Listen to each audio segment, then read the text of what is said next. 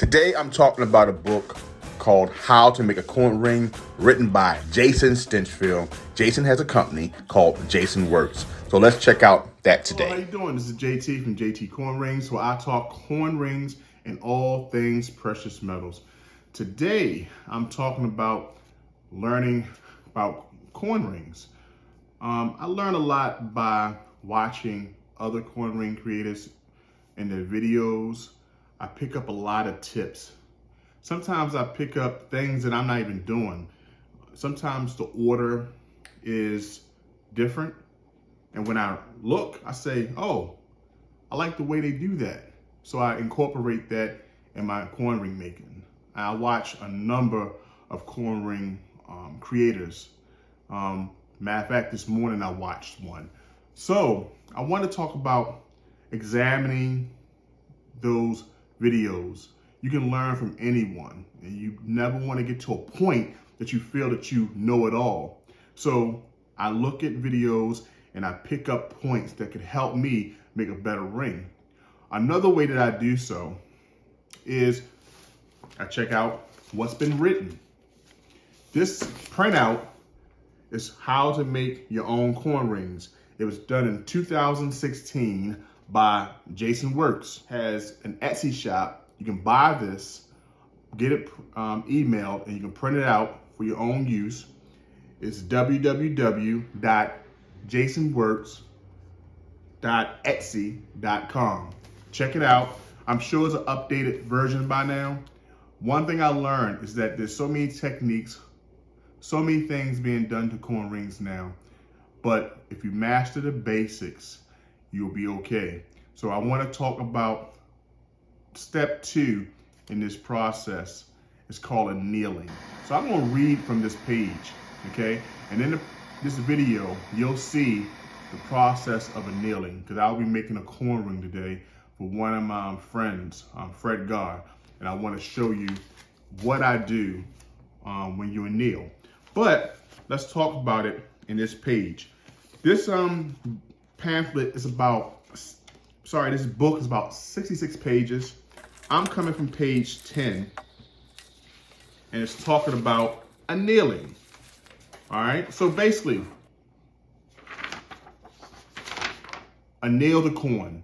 This is what I'll be doing today and showing the process. Once you have selected the coin, you will create the ring form. The next step is to anneal it.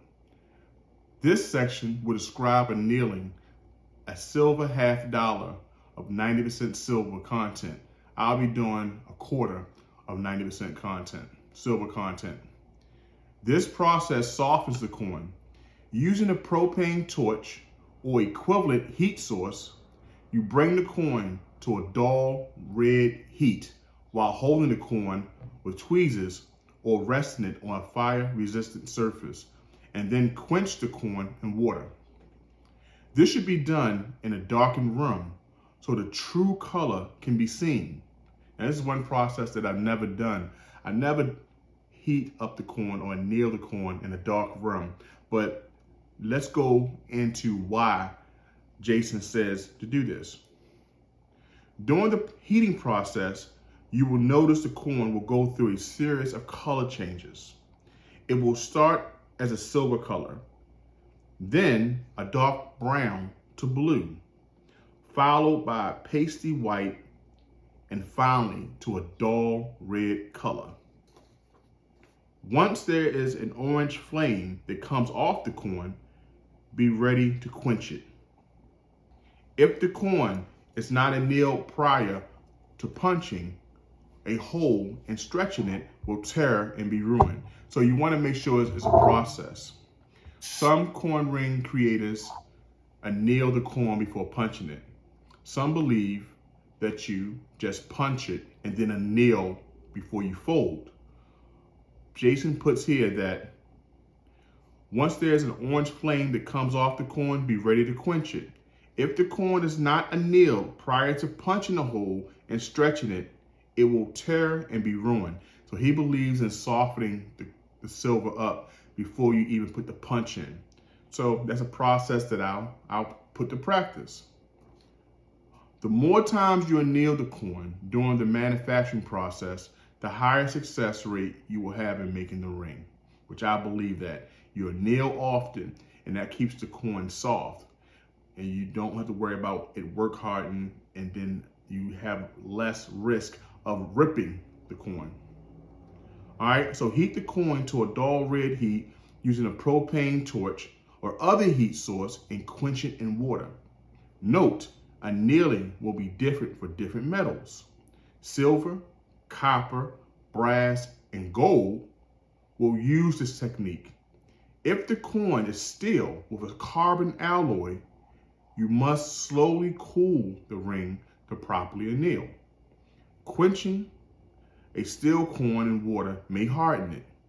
Be aware of what material the coin is, the melting point of the material, and proper annealing procedures. Very important. You want to know what your coin is made of. I'm using today 90% silver. Some days you want to use a 0.999 fine silver coin. Other coins, 82%, 92.5%, and sometimes 50-50, depending on where the coin is from. And some coins that we use today, we even make rings out of clad coins, everyday quarters that you find in pocket change. So, common mistakes to avoid. Overheating the coin. If the coin is overheated, a phenomenon called reticulation can occur. This gives the metal a distress or wrinkle appearance. Once this occurs, it's irreversible, and the detail of the coin is ruined. Underheating the coin. If the coin does not get enough heat, then it will not be annealed, and the chance of tearing will greatly be increased. Number 3, cut a hole in the center of the coin. This can be done using several methods. The easiest method I have found is by using a punch. Okay, so once you finish annealing the coin, then you want to put a punch in. This is his procedure because you want to soften the coin before you do any work on it. I'll try to see how that goes. I've heard different trains of thoughts on it, but I trust Jason because he's been doing this way longer than me. But this is the initial steps that you want to pay close attention to. Number 1, you want to pick a coin that has less wear. You want to show the detail, greatly know the detail. Also, you want to know what's the content of that coin. How much silver, how much copper, if it's steel, does it have a carbon alloy? And then second, you want to know exactly how to anneal that coin. And we talked about turning the lights off and making sure that you watch the color of that silver go through the process to properly anneal your coin. I'm JT from JTCoinRings, where I talk coin rings and all things precious metals. I'm talking about annealing today. Check me out for more videos on coin ring or precious metals topics, and I'll see you in the next video. Take care.